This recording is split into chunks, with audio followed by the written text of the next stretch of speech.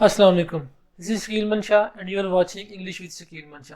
Today's lecture is about the gender of nouns. Noun का gender क्या होता है जी? Noun का gender एक grammatical category है. First definition.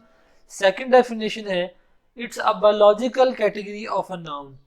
हम बायोलॉजिकली किसी नाउन को किस तरह से देखते हैं. अगर वो नाउन में एक सर्टन बायोलॉजिकल फीचर्स हैं तो सर्टन जेंडर का होगा. अगर वो उसके अपोजिट फीचर्स हैं तो वो दूसरे जेंडर का होगा. For example a boy, a girl, a lion और अ लाइनस. अब यहाँ पे देखिएगा, we have four types of gender. The first one is called masculine gender, then we have feminine gender, we have common gender and we have neutral gender. Masculine gender क्या होता है? ऐसा gender जो किसी मेल के लिए use हो, जो किसी मेल को रिप्रेजेंट करे, या ऐसा नाउन जो मेल क्वालिटीज रखेगा. अगर हम उसका जेंडर यूज करेंगे तो हम मैस्कुलिन जेंडर यूज करेंगे. और इसको हम ये भी कह सकते हैं, masculine gender is the opposite of female gender. For example the word boy, man, fox, father. अब ये सारे नाउन कौन से नाउन हैं? ये सारे वो नाउन्स हैं जिनके अंदर मैस्कुलिन क्वालिटीज हैं. सेकंड हमारे पास है फेमिनिन जेंडर. अब फेमिनिन जेंडर कौन सा जेंडर है? हम इसे कहते हैं जी the gender used for females, और the opposite of male is called feminine gender.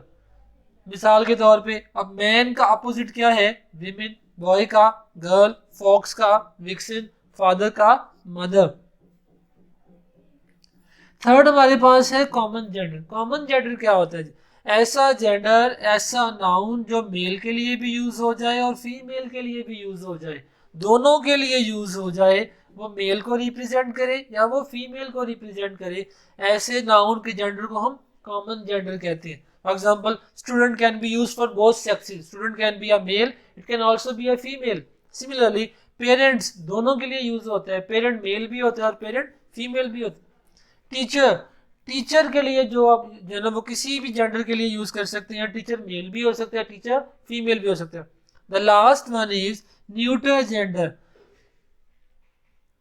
Neutral gender ऐसा जेंडर है जो किसी के लिए भी यूज ना हो, इसका कोई जेंडर नहीं होता. ऐसे नाउन, ऐसे वर्ड में कोई जेंडर नहीं होता, उन्हें न्यूट्रल जेंडर कहते हैं.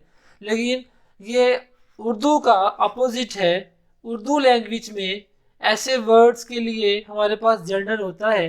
हम वहाँ पे यूज करते हैं मुज़क्कर और मुअन्नस.